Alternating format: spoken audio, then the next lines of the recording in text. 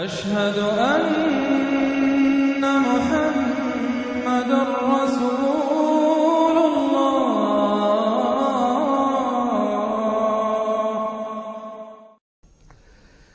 کل میں نے اشارہ کر دیا تھا کہ قرآن حکیم میں سورۃ البلد کے بعد 4 جو صورتیں ہیں ان کو ایک مشترک عنوان ان کے لیے میں نے تجویز کیا ہے 4 سورہ نور و ظلمت۔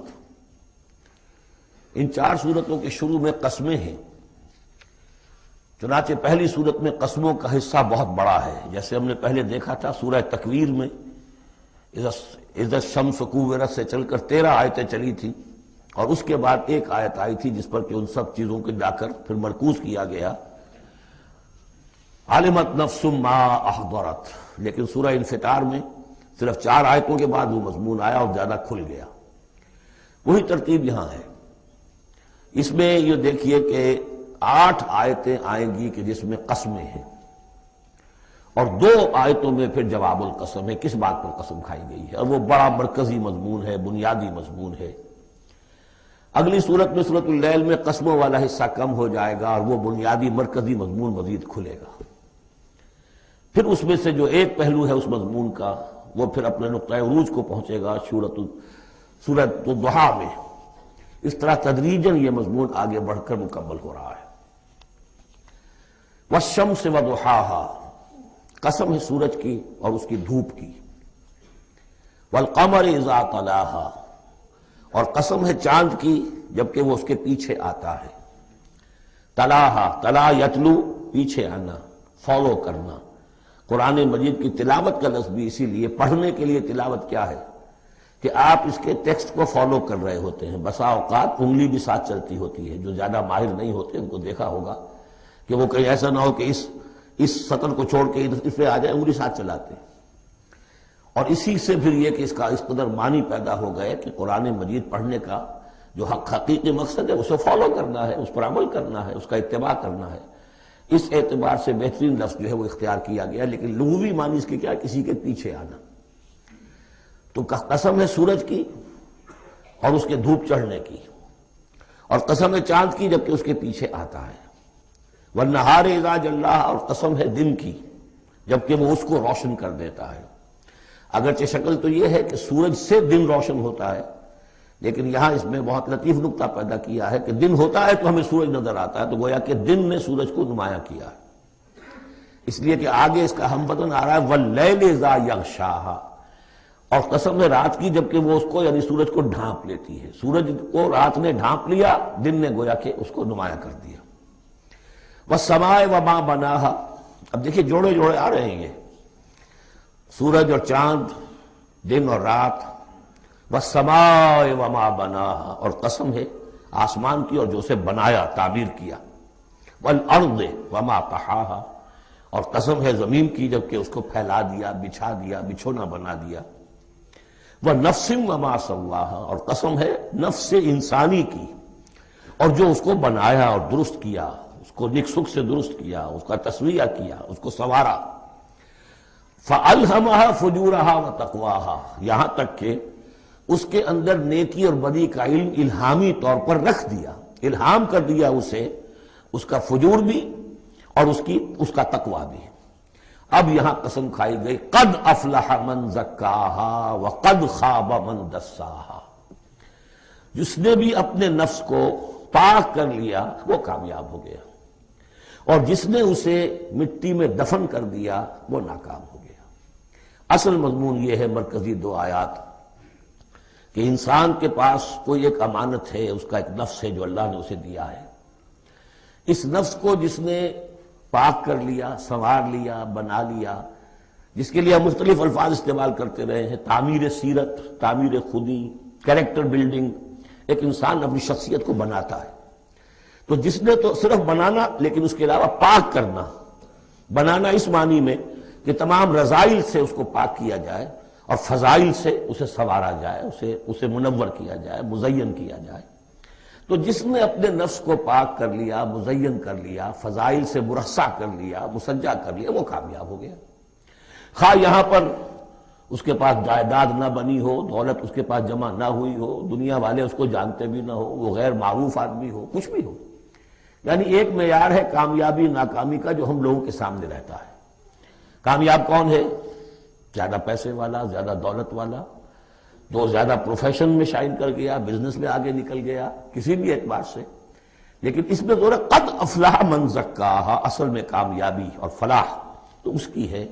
اور یہ فلاح کے لفظ پر ہم غور کر چکے ہیں سورہ مومنون کے شروع میں، کہ یہی جو انسان کی اندرونی شخصیت ہے، انا یا خودی جسے ہم کہتے ہیں سیلف، جس کو کہ پروفائڈ نے سیلف قرار دیا ہے، اس سیلف کو اپنی اڈ اور لیبیڈو کے تسلط سے آزاد کرانا اور پھر اس کو بلڈ کرنا، اس کو ڈیولپ کرنا، تعمیر خودی، یہی علامہ اقبال کا فلسفہ ہے۔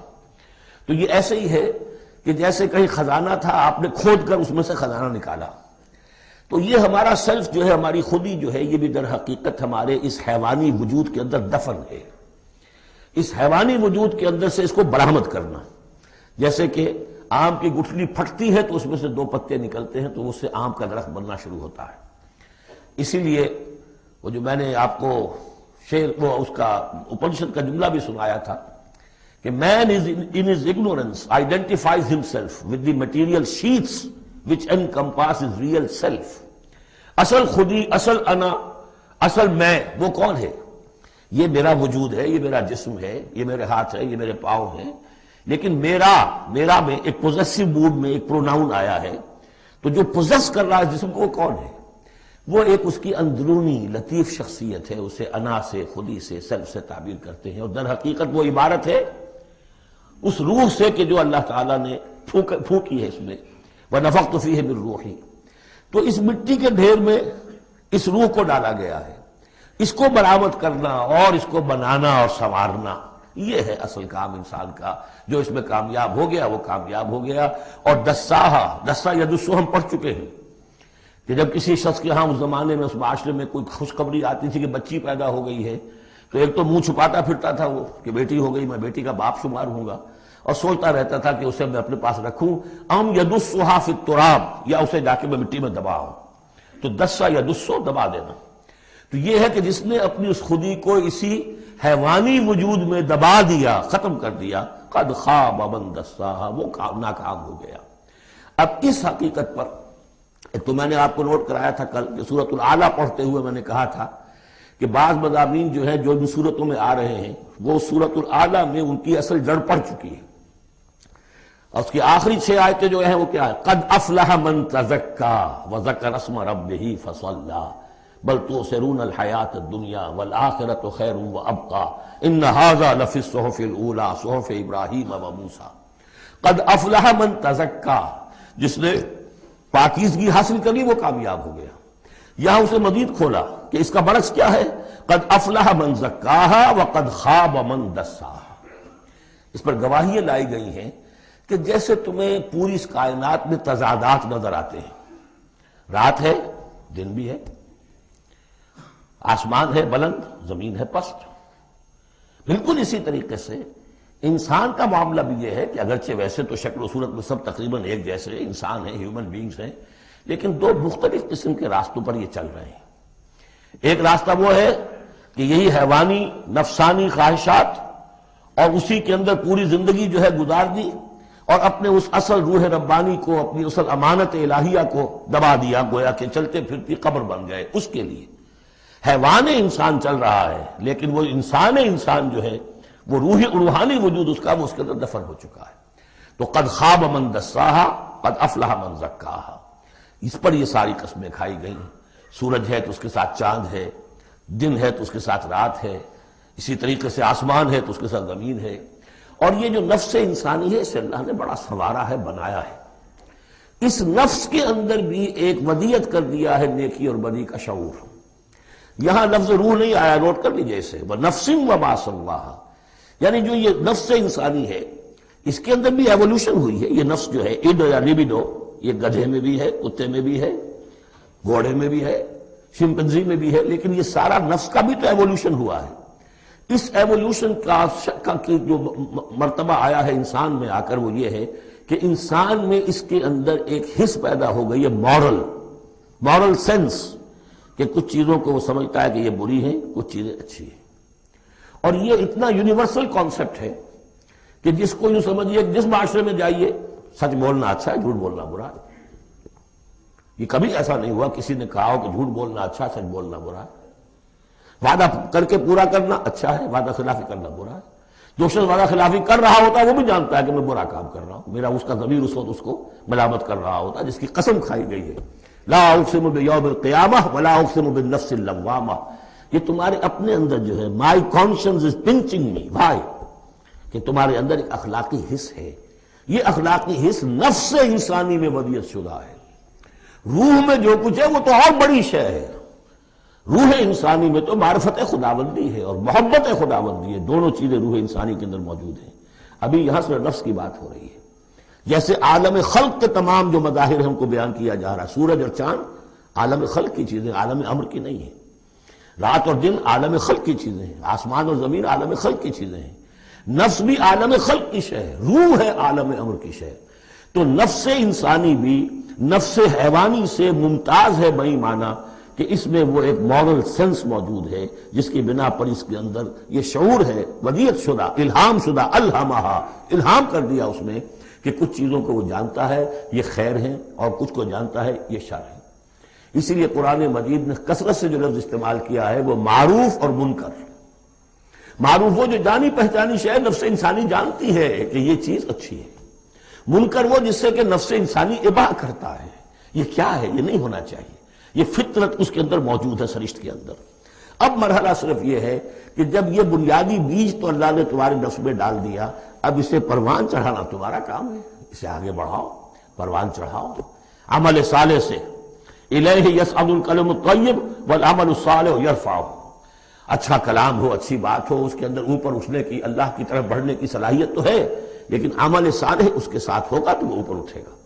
تو یہ جو بھی پوٹینشل ہے انسانی فطرت کا، تو قد افلح جس نے وہ محنت کی، مشقت کی، اس نے اپنی اس اصل انسانی شخصیت کو برآمد کیا، اس مٹی کے ڈھیر میں سے بنایا، اسے ایک بڑا درخت بنا دیا، تناور درخت بنا دیا جس میں وہ پھل لگے ہیں جو ہم سورہ تغابن میں پڑھ رہے ہیں، وہ کامیاب ہو گیا۔ اور جس نے اس کو دبائے رکھا وہ مٹی ہی کی زندگی میں، اور جو جسمانی وجود ہے اسی کے تقاضوں کو پورا کرنے میں لگا رہا، وہ غائب ہو گیا، ناصر۔ اب اس کے بعد یہ کہ یہ معاملہ جس طرح انڈیویجولز کا ہوتا ہے ایسے کسی معاشرے کا بھی ہوتا ہے۔ معاشرے میں بھی کچھ لوگ ہوتے ہیں کہ جو خیر کی طرف بلانے والے، کچھ ہوتے ہیں کہ جو بدی کی طرف بلانے والے، جس طریقے سے فرد کے اندر موجود ہے اسی طریقے سے پھر اس کے اندر بھی اگر ایک قوم کا اجتماعی ضمیر جو ہے وہ زندہ رہے اور امر بالمعروف نہی عن المنکر کا فریضہ وہاں سر انجام دیا جاتا رہے تو معاشرے کی خیر ہوگی۔ اور اگر اخلاقی حزب بحیثیت مجموعی اس درجے کمزور ہو جائے کہ قوم کا اجتماعی ضمیر مردہ ہو جائے اور پھر اسے حصی نہ رہے، وائے ناکامی متائے کارواں جاتا رہا، کارواں کے دل سے احساس زیاں جاتا رہا، وہ احساس ہی نہ رہے اجتماعی سطح پر کہ یہ بدی ہے اور یہ برا کام ہے، یہ منکر ہے، تو پھر وہ تباہ ہوتی ہے۔ اس کی ایک مثال دی ہے، کذبت ثمود بطغواہا، قوم ثمود نے بھی جھٹلایا تھا اپنی سرکشی کے باوجود۔ اذ انبعث اشقاہا، جب ان کا جو سب سے شقی انسان تھا وہ کھڑا ہوا اور اس نے پھر اونٹنی کو جو اللہ تعالیٰ نے بطور معجزہ دی تھی اس کو اس نے ہلاک کر دیا۔ قال لهم رسول اللہ ناقۃ اللہ وسقیاہا، ان سے کہہ دیا تھا اللہ کے رسول نے کہ دیکھو یہ اللہ کی اونٹنی ہے اور اس کا پانی پینے کی جو باری کا دن ہے اس میں کوئی گڑبڑ پیدا نہ کرنا۔ فکذبوہ فعقروہا، انہوں نے اسے جھٹلا دیا اور اس کی کونچیں کاٹ ڈالی۔ فدمدم علیہم ربہم بذنبہم، تو الٹ پڑا اللہ تعالیٰ کی طرف سے ان پر عذاب ان کے گناہ کی پاداش میں۔ فسواہا، اللہ نے سب کو برابر کر دیا۔ ولا یخاف عقباہا، اور اللہ تعالیٰ کو اس کا کوئی ڈر نہیں کہ اس کا کیا نتیجہ نکلے گا، اس کی مخلوق تھی اس نے ختم کر دیا اور مخلوق کو وہ لے آئے گا۔ تو انفرادی اور پھر اجتماعی، ان دونوں چیزوں کو اس صورت کے اندر جمع کر دیا گیا۔ اب یہاں سے جو مضمون شروع ہوا ہے دیکھیے اگلی صورت میں کھلے گا۔